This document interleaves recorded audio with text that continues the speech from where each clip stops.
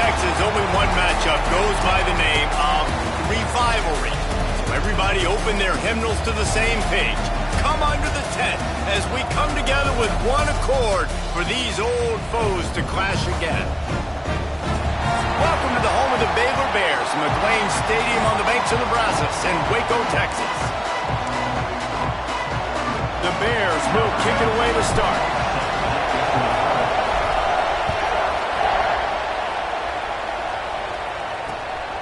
And he's going to bring it out of the end zone. He's brought down at the 16. Would have been much better off to take the touchback. So TCU's offense will get the first swing of the game.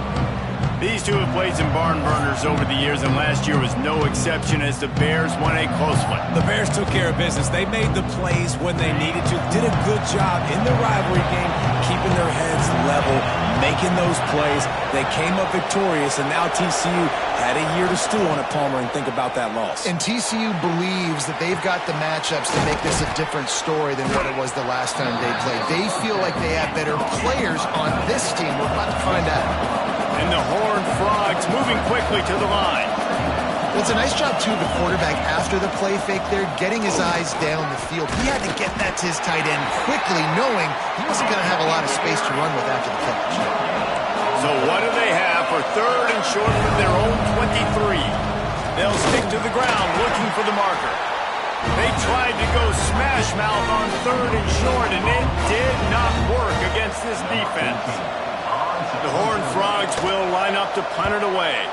A quick 3 and out, and they're already giving up the ball. No return coming here as he signals for the fair catch and makes it right around the 30-yard line. So Baylor's offense headed onto the field. Our first look at them today. Guys, if you listen closely, I think you can hear the jawing going already between this quarterback and wide receiver. What a matchup, Jesse, it's going to be between those two. You know, so many people have already been talking about... There he goes! The 40, the 30. He's at the 10. Touchdown, Baylor! He got loose, and it was lights out after that. Man, this guy is such a weapon because he's so dangerous if he gets into the second level. Great vision, and then David shows you the speed. Just straight wheels, erasing angles. A lot of times when you're chasing guys that are so fast like this, you're like, I got him, I got him. No, I do not. What a big, long touchdown run. Pad those stats, young fella. Didn't find any crease in that kickoff coverage, and he'll be stopped at the 17. TCU has it back, and the Horned Frogs go on offense. They didn't get much done the last time they had it. Had to punt it away from deep in their own territory, hoping this drive will be more productive. Got the first down and more. They finally wrestle down the senior, but not before he picks up some valuable ground. Defense gives up the pretty big run. They get the first down, and listen, you got to reload quick now because this offense, they got their foot on the accelerator.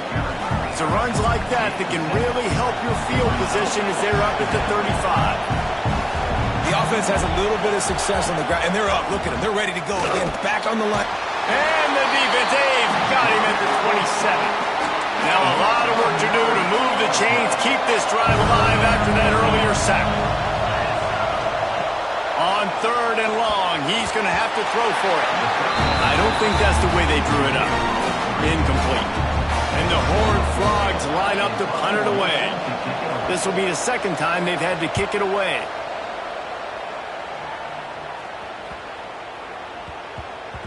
You'd think they would have had a good chance to down that one deep, but the bounce carries it into the end zone from the touchback.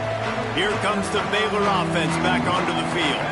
Already a solid start to this one. Now back to work with this 7-0 lead.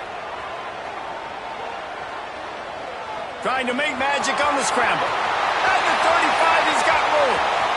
There he goes. Shoved out of bounds after a big game. They'll mark it at the +42. They used a jump play to cross midfield, and they got it 1st and 10 just outside the 40. A shot toward the end zone. Touchdown, Bears!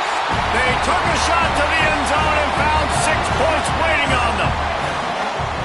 Each and every week, I think this coaching staff does such a good job of scheming ways to get this guy the football in the passing game, and defenses can't cover him. With that last catch, this now his 10th receiving touchdown on the season. And the play will stand after the replay booth just does a little double checking to make sure. They'll try to add another to their lead. And the extra point makes it 14-0.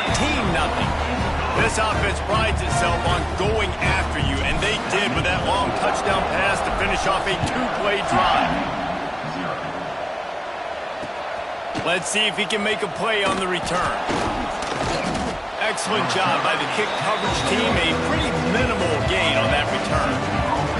TCU will send its offense back onto the field. To say this has been a slow start is a bit of an understatement, and they really need to get it going here, Jesse. That's right. The opponent, they're firing on all cylinders right out of the gate. Offensively for this unit, they've been slow and struggling. They need an explosive.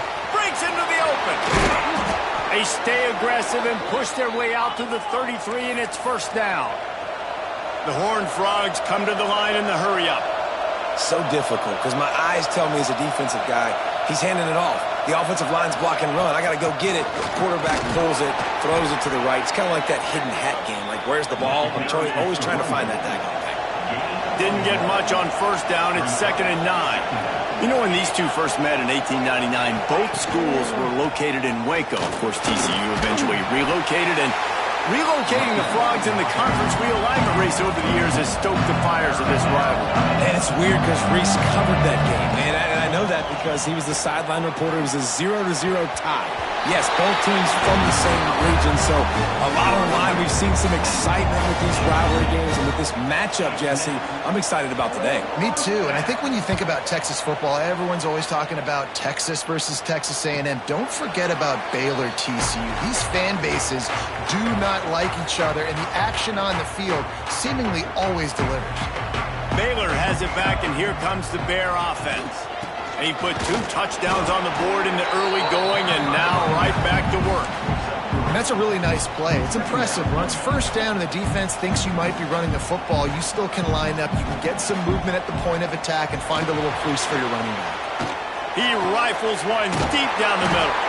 Finally corralled, but not before. He picks up the first down. Man, if I'm a defense, I got to find a way to get some more pressure on the quarterback or disrupt their timing and their rhythm. I can't give them these big chunk plays through the air. I got to be maybe a little bit more aggressive or do something a little bit different.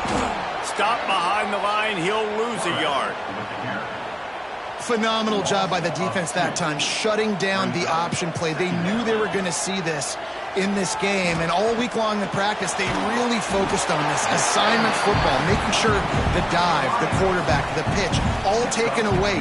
Nowhere to go with the football that time offensively. The defense coming up with a huge negative play. That'll get the job done and move the chains, and they'll mark the ball at the 45. And the Bears are on the move. Off the play fake on first down to throw. Oh, he wants it all. Makes the catch. He gets it in. Touchdown, Baylor!